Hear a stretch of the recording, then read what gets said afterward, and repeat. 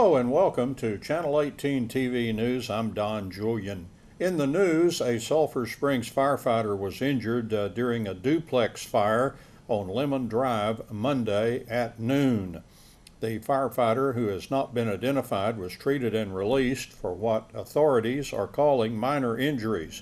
He was treated for some burns to his ears and a shoulder. When the fire call first came in, emergency officials were told that someone was inside that burning structure. They learned after the firefighter entered that that was not the case. The fire heavily damaged a tenant's side of the duplex. The owner's side received some heavy smoke damage. Cause of the fire is under investigation, but it is expected to turn out to be accidental. Today we met 3 young published authors who take creative writing at the Treehouse Christian School of Yantis, Texas, and their teacher is Mrs. Sharon Felt. Let's meet Reuben, Raleigh, and Presley. I am 12 years old, and I just mostly go to the Treehouse. I do sports at chess, but I'm homeschooled and do the Treehouse. Okay, wonderful. And the class that we're going to be talking about today is your which class? Writing. The creative writing. Great, and there's a lot to tell about that. Okay, Mr. Riley, tell us about yourself. I am 10 years old, and I mostly go to the Treehouse. I sometimes do sports in Winsboro, and in the Treehouse, I take pieces of the globe, creative writing, and digital storytelling. Okay, and do you also take art somewhere? Yes, I take art in Alba. Okay, wonderful. Okay, now I want to ask Reuben, tell us your age and what classes you like. I'm 12 years old. I take creative writing and pieces of the globe. Okay. And STEAM. STEAM? What is STEAM, Presley? STEAM is science, technology, engineering, art, and math. My goodness. Children your age learning all of those different skills. How wonderful. Is STEAM fun? Do you like that? Yes, ma'am. Okay. Yes, ma'am. Okay, it's one of the pieces of the curriculum at the Treehouse Christian Homeschool at Yantis. So now we're going to get down to specializing in our creative writing. You are not the only Treehouse students that have come in to tell us all the good stuff that's going on in Ms. Felt's class in creative writing. And you're working on something particular right now, I understand, having to do with a portfolio. Yes, ma'am. Does anyone want to tell me what is a portfolio? Well, a writing portfolio is a notebook with all your written pieces in it. They can be published or non-published. And you can also cut out newspaper or magazine clips if you've been published in a magazine or a newspaper. And with our class, we protect our pieces with plastic sleeves. And you can put the oldest pieces at the back of the portfolio and the newest pieces at the front. Okay. Presley, do you have a portfolio? Yes, ma'am. Do you have much in there? I have some, and I'm still working on it. Okay. And so, Reuben, do you have a portfolio started? Yes, ma'am. Okay. Have you been writing? What kind of writing? What kind of things that you've written are in your portfolio? Poems. Sometimes I put poems on there. Sometimes I put legends. Sometimes myths. Poems, legends, myths. Are these your favorite kinds? Mysteries. Okay. Good. I would like to have a portfolio. I wonder if your teacher can help me get one started. I will. She says she will. I wish I had gone to creative writing in Ms. Felt's class or a teacher like her way back when I was your age. Let's talk about why, Presley, the portfolio is important. A portfolio is important if you're looking for employment, and it shows your work, and it gives you credibility for what you've done. Okay. Well, it might be a long time before you're looking for a real job. Is that right, Presley? Yes, ma'am. But do you think the portfolio could come in handy even while you're going through school? Yes, ma'am. Yes. In what way? Well, if you want to get a certain class, you could, like a writing class, you could get in it because you could show that you have a portfolio. Okay, that you're no beginner at writing things that other people would enjoy reading or benefit from reading. In public school here, there's journalism classes and opportunities for students to write for a school newspaper or yearbook. There's also television, Wildcat TV at Sulphur Springs High School, which some people find interesting, and that kind of journalism. Well, I needed to know this. I didn't know the answer to this just very recently. What is a byline? Who wants to answer that? I think Reuben wants to answer that. A byline is a fake name. It's a fake name. Okay. Like if you're writing like kidnapping mysteries, you're gonna change your name into a fake name. Okay. Okay, so like another name besides what your real name is. What else can a byline be? A byline will tell the name of the author below the title and in between the text. Okay. And I want to, have you used a byline? I'll ask Riley. Have you used a byline when you wrote something? I've never used a fake name, but I do use my real name. Okay. Which is Riley Rhodes. Okay, Riley Rhodes. I didn't ask you your whole name either, Presley. Presley Hurley. Okay. And Reuben? Reuben Criswell. Okay, good. Now let me ask you questions and y'all each have to answer me. I'm being the teacher right now. Presley, when did you start writing? I started writing around 4. Like I had this little journal, and I would like write stories and draw pictures to go along with it. And I had like my own language, so when I look back on it, I can read some words, but some words are just kind of scribbled. Do you have kind of a little example of that you could tell us? I had this one story that I wrote, and it was like this picture, like I think I drew a horse, and then I just wrote these words, and I could only read a few. So your handwriting's improved too? Yes, ma'am. Okay. What about you, Riley? When did you start writing? Well, we still do go on road trips across America, and whenever we do that, we normally journal about them, and so I can remember journaling for a long time. Okay. Tell me an example of something you saw that you wrote about. Well, when we went to Minnesota, we went to this farm, and it had lots of animals like alpacas, and I remember writing about that. Okay, good. And when did you begin writing, Reuben? I began writing when I was about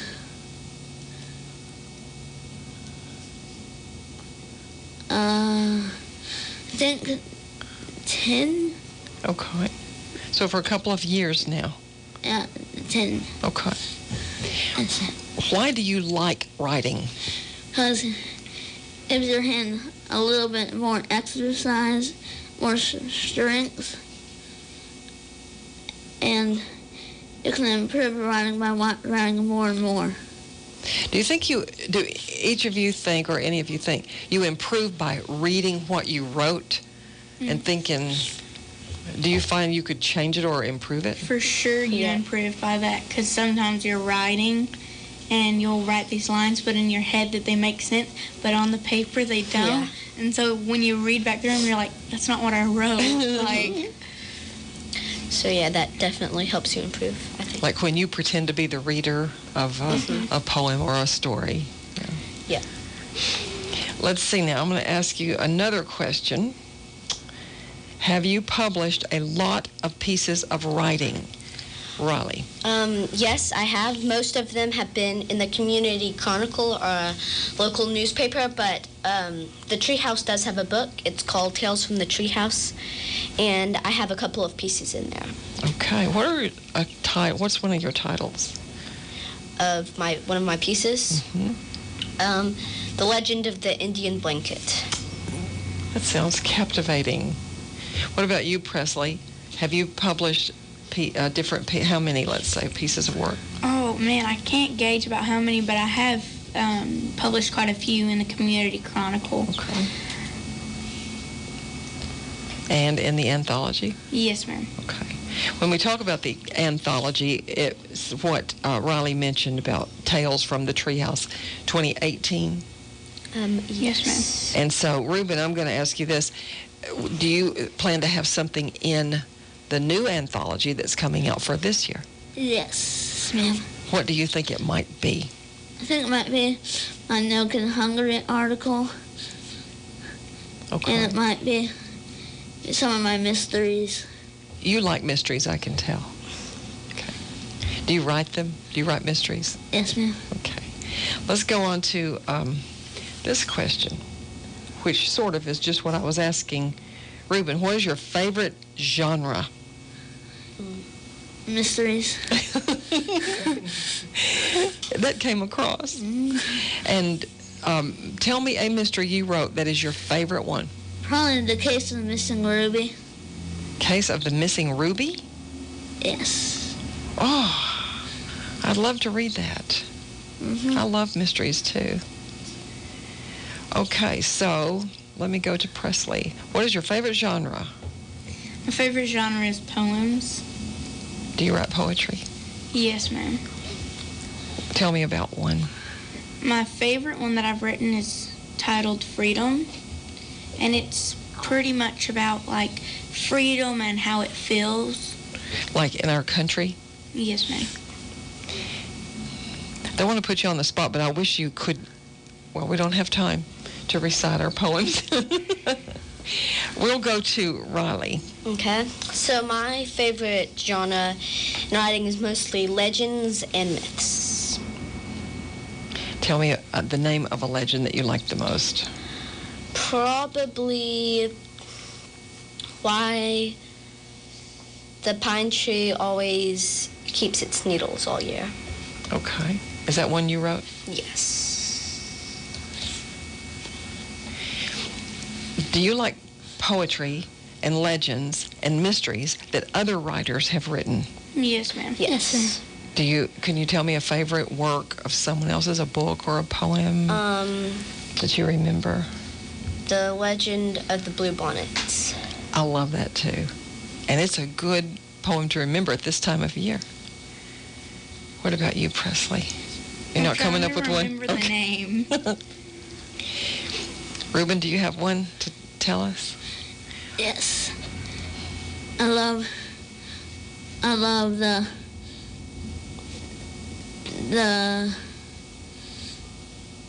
I think it's the box control migrated to the Chan or Warner. Okay. I'm not familiar with that one.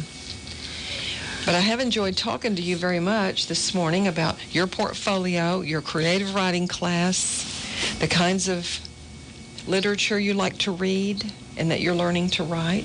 And soon, well, you already may be published authors. I think Presley's in last year's anthology. Yes, ma'am. Oh, all three? Okay. With another one to come out. In sports, after a Commerce track meet was canceled last Wednesday, Wildcats track coach Matt Young and Lady Cats track coach Derek Tyson decided that their athletes could not miss any more competition. They quickly put together an informal track meet that they held last Thursday evening at the Sulphur Springs High School track complex. They invited Paris, North Lamar, Commerce, and Cumbie. Several members of the Wildcats and Lady Cats track teams practiced at the track this Tuesday morning during spring break. And I talked with Coach Young and Coach Tyson about that impromptu track meet last Thursday and more. It was a fantastic day. Commerce, the weather kind of overwhelmed their facilities a little bit, and felt for them. And when that kind of popped up that they'd canceled, we're blessed to have what we have. I mean, we've got a great shot put ring, great track, got stands where people can be and not be in the dirt. And so we made a few phone calls, and North Lamar and Paris and Commerce and Cumbie all came over. Very informal. It was really just a practice meet, no official winners, no official times, nothing like that, but a huge number of kids got reps. I bet we had almost 60 guys compete. We had 10 guys run the quarter where you can normally only have 6, 10 guys run the 100.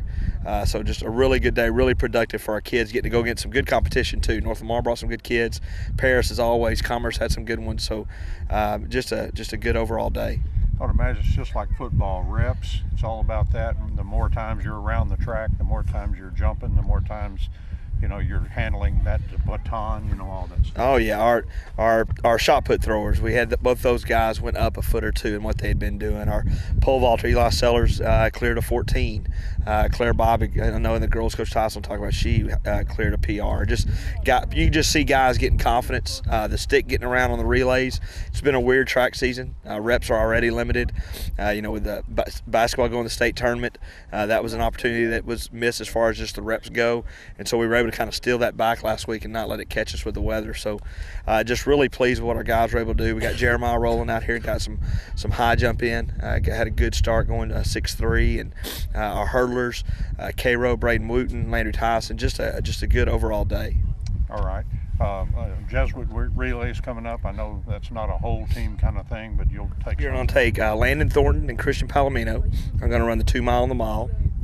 Kylan Wade in the 110 hurdles.